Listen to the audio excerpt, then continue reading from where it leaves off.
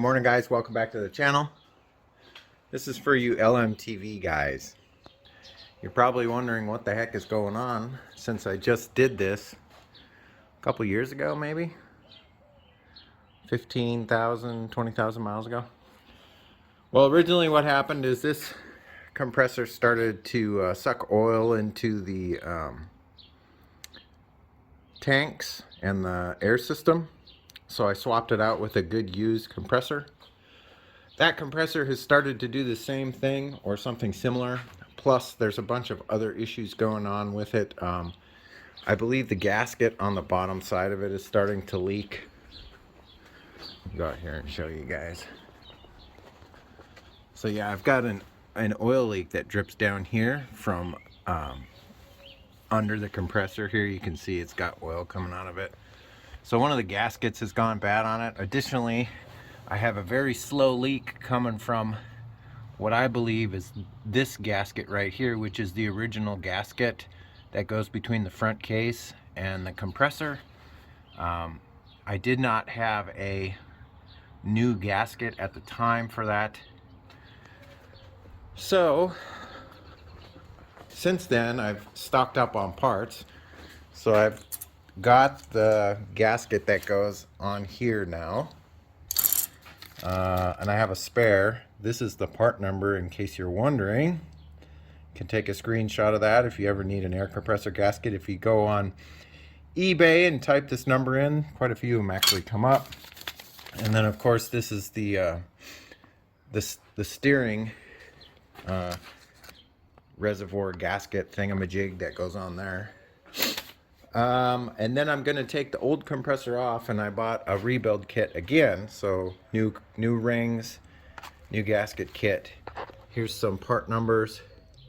I will additionally leave links in the description for these. This stuff you can get directly from Haldex on finditparts.com. I'll leave links for them.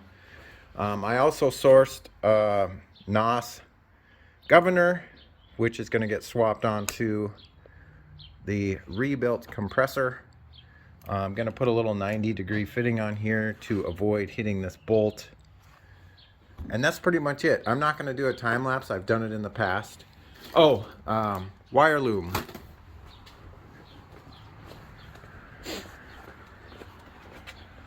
So this has started to fall apart, so I'm just going to replace a section of this wire loom. That's all that's for.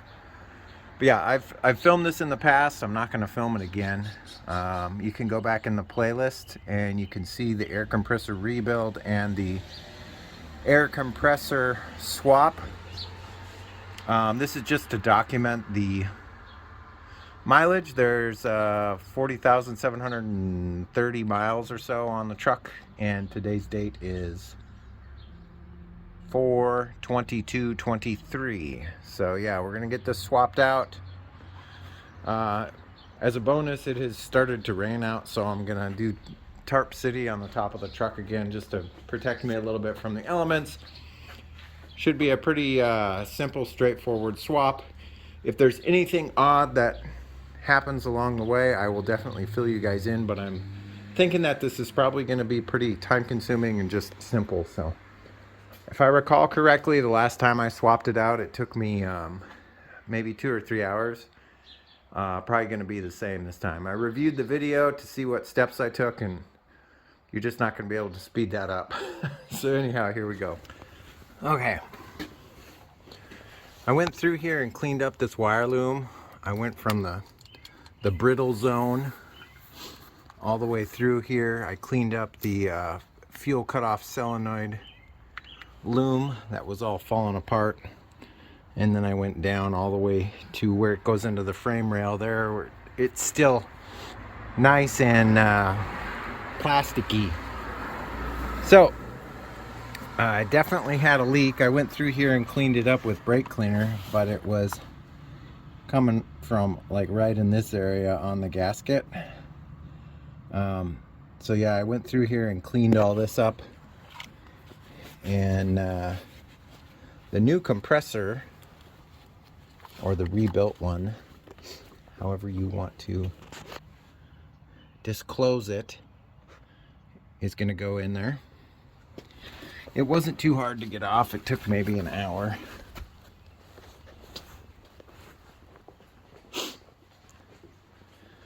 So this is the new setup with the new governor. I put a 90-degree fitting on here so it's not interfering with this bolt. And it's ready to go back in. I had a new gasket here ready to go for the steering pump. Yeah.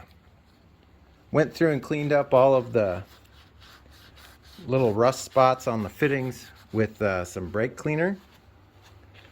And put some oil on them there. Get them nice. And so this bad boy is ready to go back in. This is the one that's up for rebuild. It's got a leak coming from under here somewhere. It might be the head gasket. I can't tell. It might just be this right here, but the fact that oil is coming out of it means that it needs to be rebuilt. So yeah, when these things sit around for a long time and the trucks aren't driven, I believe what happens is the cylinder walls inside there where the pistons are, they get a little bit of pitting in them, and then the rings don't seat as well, and that's why they have low mileage, but they pull oil into the system. If you go back in my video series and you see where I rebuilt this one, I show you the inside of the cylinders, and it did have a small amount of pitting in it because, once again, these trucks just don't get driven enough to exercise all the seals and keep oil on the walls of the cylinders and all that stuff. So yeah, it's kind of expected. These are easy to rebuild. Go back and check out the video. You can see how simple it is to rebuild one of these. But yeah, we're going to stick the rebuilt one in there and keep our fingers crossed when we start the truck everything doesn't fly apart inside that one that I rebuilt. I didn't really have torque specs to go off of except for the actual bolt size. I never did find a rebuild manual in the TM or anything like that, so I kind of had to go by what I found online. But anyhow, let's keep going. Alright, everything is bolted back in where it's supposed to be. I double checked all of the torque on all the bolts. Kind of an upgrade that I made is I took some 3/8 1.25" grade 8 bolts and used those instead of those Allen head bolts to mount the steering pump to the back of the compressor. Those Allen head bolts are really frustrating. And an additional bonus is that they stick through a little bit, so you can tell if they're starting to back out, because the bracket to the engine that holds the bottom of the compressor on is notorious for backing itself out. I put blue Loctite on all of that, including the bracket that's mounted to the engine. Brand new gasket in between the front case and the compressor. Hopefully that solves the leak. And then I'm going to show you guys how to adjust the pressure on your compressor if you need to. It's basically, it's this screw right here and this 10mm lock nut.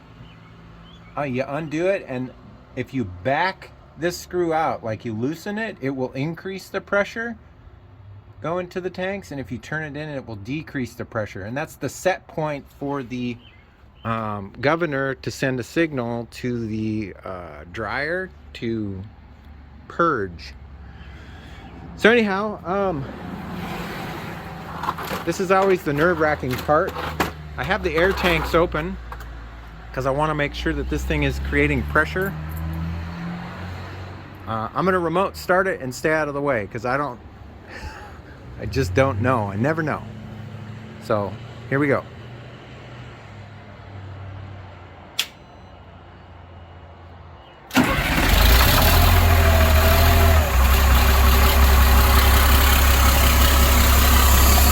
Yeah, it's producing pressure right away. That's good. We'll let the pressure build up, and then we'll come back and I'll show you what the stock governor unadjusted does. So it looks like they set the pressure at the factory on the NOS governor at about 120 psi. I'm going to increase it a bit. I like to run like 130 or a little bit less than that. So we're gonna make a slight adjustment on it, and then we'll come back and I'll show you. So I backed that screw out about 1 turn, tighten it back down. I don't know how well you can see this, but now we're sitting at right at about 130 psi.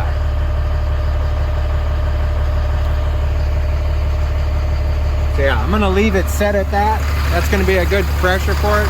And then this little cap just spins on.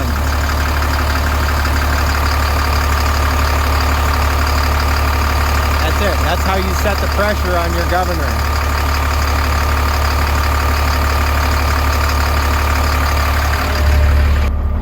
One other thing I want to share with you guys is I found these little adapter brackets. So you can stick those in your dash and then run any of the standard size USB chargers or dual voltage meter type stuff. They're called Metra.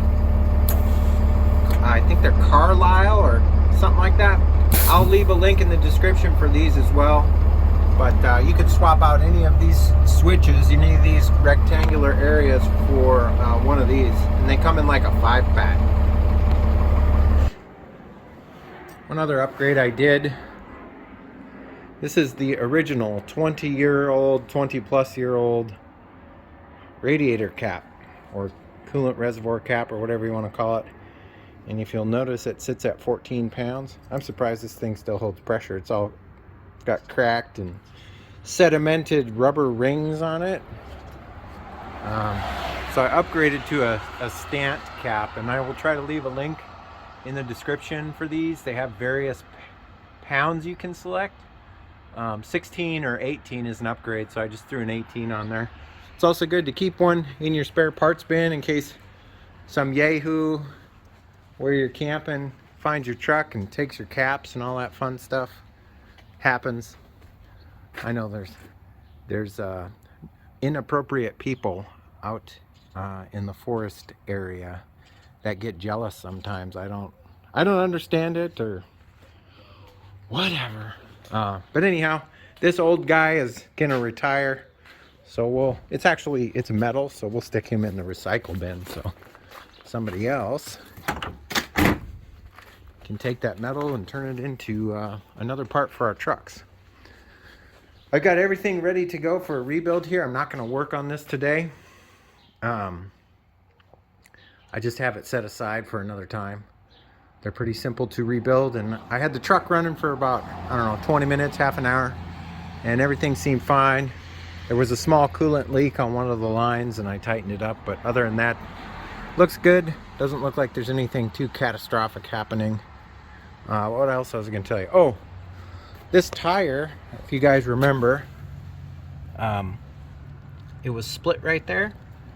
Well, I used this product called Glue Tread on it, and it sealed it right back up. So that little split that was there, that little 3/16 or 1/4 inch split that I had from hitting a rock on the side of it, is gone. I don't know how long it'll last, but some people on the forum say it outlasts the tire. So I'll try to leave a link in the description for that. I think it's a rubberized form of super glue of some sort. But I think that's probably going to be it for this episode, guys. If you like this episode, give me a thumbs up. If you're not subscribed yet, I'd love to have you as a subscriber. As always, you're going to want to stay tuned. You never know what's coming up on this channel.